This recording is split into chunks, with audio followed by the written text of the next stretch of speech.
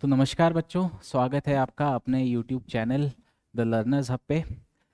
आज मैं थोड़ा सा आपको लो लो साउंड कर रहा हूँगा इसलिए क्योंकि मेरी थोड़ी सी तबीयत सही नहीं है, लेकिन फिर भी यहाँ पे एक बहुत इम्पॉर्टेंट बात है क्योंकि एसएससी सीजीएल मतलब एसएससी ने अपना 2025 का कैलेंडर निकाल दिया है और साथ ही साथ आपका कल रिजल्ट भी आया 2024 का। तो इस वीडियो को थोड़ा अंत तक देखना। हम बहुत सारी बातों पर चर्चा करेंगे, मोस्टली जो एज अ एस्पिरेंट आपके मन में जो भी अभी शंकाएं चल रही होंगी उसको दूर करने की कोशिश करेंगे। तो इसको पॉइंट वाइज डिस्कस करेंगे। सबसे पहले आप सबने जैसे देखा होगा, अगर मैं पॉइंट नंबर 1 की बात करूं तो लिखा है एसएससी सीजीएल 2024 का टीयर 1 का कट ऑफ। देखो, इस पर बहुत सारी चीज़ें हैं बात करने के लिए। तो अगर मैं बात करूं सबसे पहले तो आपका कट ऑफ गया है, आप जानते होंगे जो सारी पोस्ट का है वो 153 समथिंग गया है। लिस्ट 2 की अगर बात करूं तो 170 गया है। लिस्ट 1 की बात करूं तो उसमें जहां पे जेएसओ होता है तो उसका 167 गया है। तो कट ऑफ तो बेटा बहुत हाई जा रही है, कट ऑफ बहुत हाई जा रही है। अब सबसे पहले कट ऑफ हाई जाने का रीज़न क्या है? सबसे पहला कारण तो आप सब जानते होंगे कि पेपर बहुत आसान बना। ठीक है, पहली बात। दूसरी बात, यहाँ पे ना बच्चों का अब लेवल इंक्रीज हो चुका है। आप मानो या ना मानो, बहुत सारे टीचर्स हैं, मैं भी जिनसे कई बार सीखता हूँ, यूट्यूब पे बहुत अच्छा कंटेंट दे रहे हैं। बहुत सारे टीचरों ने बच्चों का लेवल इतना अच्छा कंटेंट दे दे के बढ़ा दिया है। अब बढ़ा दिया है तो बच्चों का माइंडसेट वैसा हो गया है, बच्चा आसान सवाल जल्दी बना दे रहा है, तो इसलिए कट ऑफ तो ऊपर गई, पहला। और दूसरा क्या, पेपर आसान भी था इसलिए कट ऑफ ऊपर गई। यहाँ पे एक चिंताजनक बात ये थी कि कट ऑफ ऊपर गई वो तो ठीक थी, कब गई थी? जब आपकी 20,000 अप्रॉक्स वैकेंसीज थी। 2025 में देखो वैकेंसीज कितनी आएंगी, क्या आएंगी, कुछ अभी तक तो मालूम नहीं है, लेकिन फिर भी 20,000 वैकेंसी पे इतना कट ऑफ जाना अपने आप में एक मतलब थोड़ा सा शॉकिंग था, क्योंकि वैकेंसीज अच्छी खासी थी 20,000 में। उसमें अगर मैं बात करूं लिस्ट 3 की, तो जिसमें सारी पोस्ट आ जाती तो 153 नंबर कट ऑफ गया। तो भैया 200 में से 153 नंबर लाना भी हंसी मजाक वाली बात है नहीं। ठीक है, तो बच्चे तो नंबर लेकर आ रहे हैं, अगर हमारा सिलेक्शन नहीं हुआ है तो इसका मतलब कहीं ना कहीं कुछ ना कुछ हम ही में कमी है।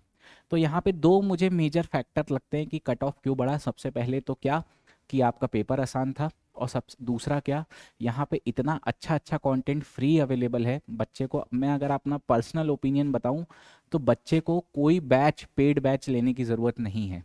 बच्चा अगर चाहे, बस उसे सही गाइडेंस पता चल जाए कि कहाँ से क्या पढ़ना है, वो गाइडेंस भी वो खुद बना सकता है। आप टीचरों के वीडियो देख लो, मेरे देख लो, और भी बहुत सारे अन्य टीचर हैं उनके देख लो, आपको जिससे समझ आ रहा है आप उसी को अपना माँ बाप सब मान लो और फिर उसी से ही पूरा आप कोर्स कंप्लीट करो। हर एक टीचर के बहुत सारे पेड कोर्सेज फ्रीली यूट्यूब पर अवेलेबल हैं, आप वहाँ से पढ़िए। आपको किसी पेड कोर्स की ज़रूरत नहीं है, और बहुत तगड़े से तगड़ा कंटेंट अवेलेबल है यूट्यूब पर। ठीक है, दूसरा पॉइंट, क्या 2025 में कट ऑफ कम जाएगी? तो आंसर है सीधा नहीं। क्यों नहीं जाएगी? देखो 20,000 पे जब आपका 153 गया है, जरूरी नहीं कि 2025 में भी इतनी वैकेंसी आए। वैकेंसी कम भी हो सकती है, बढ़ भी सकती है, लेकिन जो मैंने आपको सबसे पहला दूसरा कारण बताया कि बच्चों का लेवल बढ़ चुका है, देखो बच्चे फोड़ कर आ रहे हैं, बच्चे फोड़ कर आएंगे, आने वाले समय में भी। तो आपको उस लेवल तक आना पड़ेगा चाहे कुछ हो जाए। आपको अगर सिलेक्ट होना है तो आपको 150 200 150 160 नंबर आपको लाने पड़ेंगे, तब आप जाके सिलेक्ट होगे। और कट ऑफ कभी भी आने वाले किसी भी एग्जाम में कट ऑफ कम नहीं जाने वाली। ठीक है, क्यों नहीं जाने वाली? हाँ, ये ज़रूर बात है कि एकदम से बहुत ज़्यादा ही वैकेंसी आ गई, मान लो कि बहुत सारी वैकेंसी आ गई तो कट ऑफ कम जाएगी। ठीक है, लेकिन आप देखो 35 लाख बच्चे के आसपास एसएससी सीजीएल वगैरह का एग्ज़ाम देते हैं। ठीक है, तो अगर मैं इस बार बात करूं तो कुछ 1,67,000, है ना, पौने पौने मोटा मोटा पौने 2 लाख के आसपास बच्चों ने क्वालिफाई किया है। ठीक है, तो कितनी वैकेंसीज बढ़ा सकता है? मतलब इतना तो बहुत ज़्यादा कर नहीं देगा। तो आप ये मान के चलो कि कट ऑफ तो कम नहीं जाने वाली है। आप तो ये प्रिपेयर्ड रहो, माइंड से ही प्रिपेयर्ड रहो कि कट ऑफ कम नहीं जाएगी। अगर अब एक ही तरीका है, आपको सिलेक्ट होना है तो आपको यहाँ से अपना स्किल बढ़ाना पड़ेगा, आपको अपना मतलब जो बोलते हैं प्रिपरेशन को और स्ट्रॉन्ग करना पड़ेगा और ज़्यादा नंबर लेके आने पड़ेंगे। सिर्फ एक ही तरीका, इसके अलावा और कोई तरीका नहीं है। ठीक है, तीसरा इंपॉर्टेंट पॉइंट, 2025 की तैयारी करें कि प्राइवेट जॉब की। देखो अब यहाँ पे ये बात तय है कि आपका कट ऑफ तो कम नहीं जानी है, कट ऑफ अब हमेशा बढ़ेगी ही। ठीक है, जिस हिसाब से चीज़ें चल रही है उस हिसाब से अगर मैं बात करूँ तो क्या 2000 आपको प्राइवेट जॉब करना चाहिए, शिफ्ट हो जाना चाहिए मतलब सरकारी से प्राइवेट की तरफ की नहीं? तो देखो इसके लिए मैं आपको एक डेटा दे रहा हूँ, ये बहुत सब्जेक्टिव है, ये मेरे ऊपर, ये मैंने खुद से अपने लाइफ में एक रूल बनाया था, तो आप भी चाहो तो इस चीज़ को फॉलो कर सकते हो।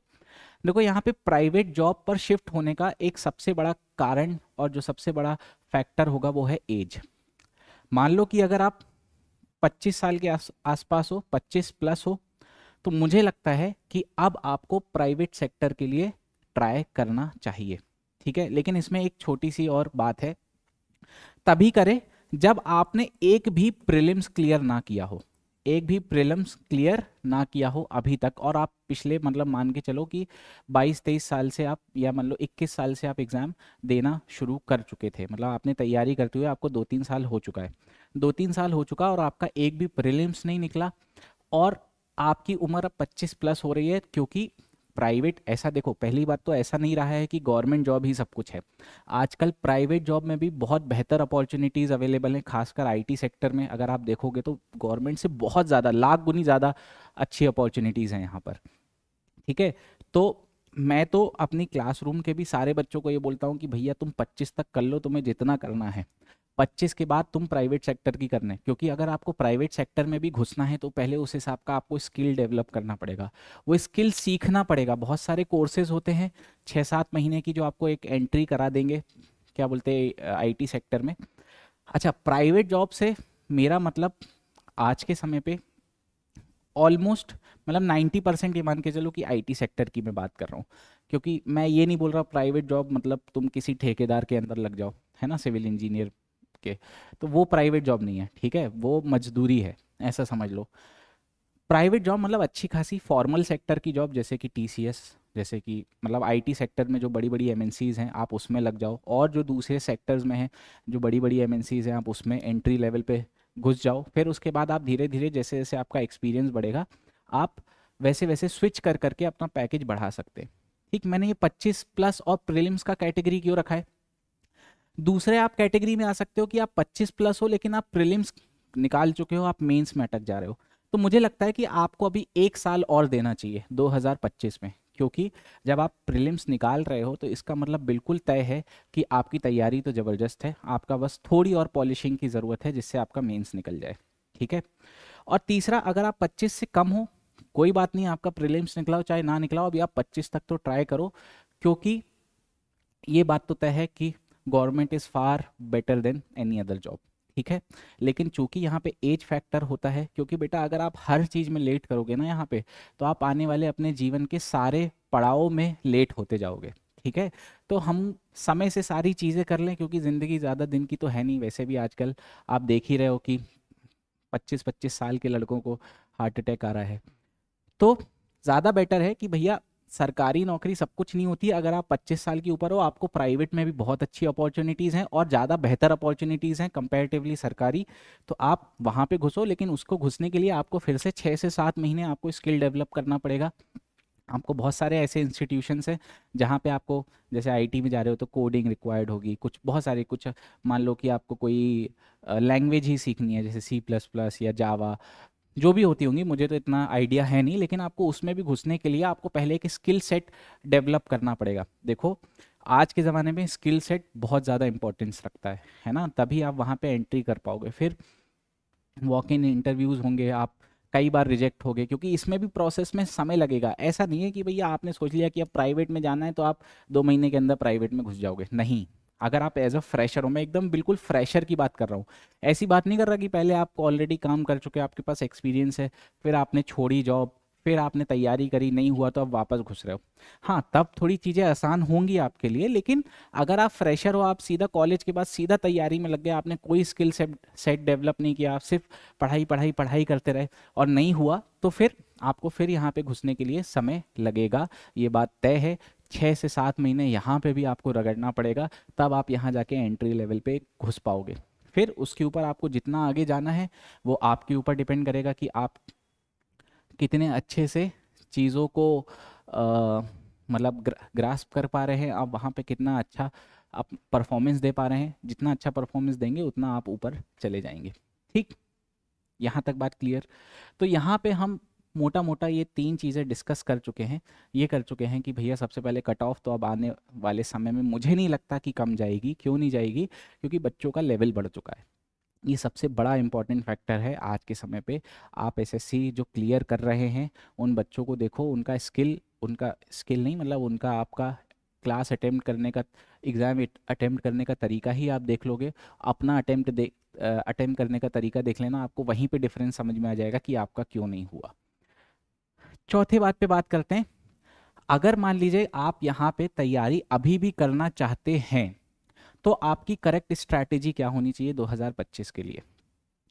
यहाँ पे खैर मैं इस पे डिटेल में आपको एक अलग वीडियो में बात करूँगा, लेकिन मैं आपको यहाँ पे एक बहुत इंपॉर्टेंट एक पॉइंट बताना चाहता हूँ जो मुझे अभी 2025 के और जो भी रिसेंट 2024 में जो भी एग्ज़ाम्स हुए उससे मतलब मैंने एक निकाला है कि भैया आपको अपनी जीएस और साथ साथ इंग्लिश पे बहुत काम करना पड़ेगा।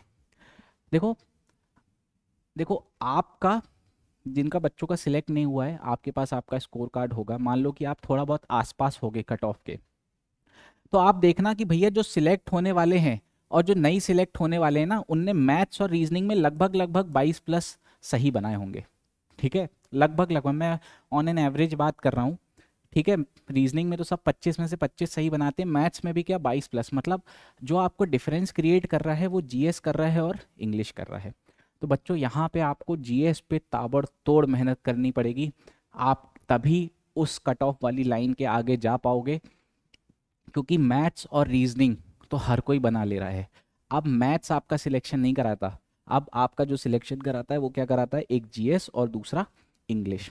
ठीक है, तो इनको भी आपको इस पे काम करना पड़ेगा और आपको बहुत ज़्यादा समय अपना किस पे डेडिकेट करना पड़ेगा, जीएस पे करना पड़ेगा। ये बात लिख के ले लो कि बगैर जीएस के, अब तो देखो मेंस में भी हो गया है, पहले तो ऐसा होता था कि मेंस में नहीं होता था, तो भैया क्या बोलते हैं, जीएस हमने सिर्फ टीयर 1 के लिए थोड़ा बहुत निकालने के लिए पढ़ लिया, लेकिन अब चूंकि मेंस में भी आता है तो फिर से यहाँ पे एक बात ध्यान रखना, मेंस में भी अगर जो आपका सिलेक्शन कराएगा वो जीएस और इंग्लिश ही कराएगा। क्यों? क्योंकि मैथ्स और रीजनिंग फिर से सब कोई बना के आएंगे, सब कोई बना के आएंगे, जो भी डिसाइडिंग फैक्टर होगा वो क्या होगा, जीएस और इंग्लिश।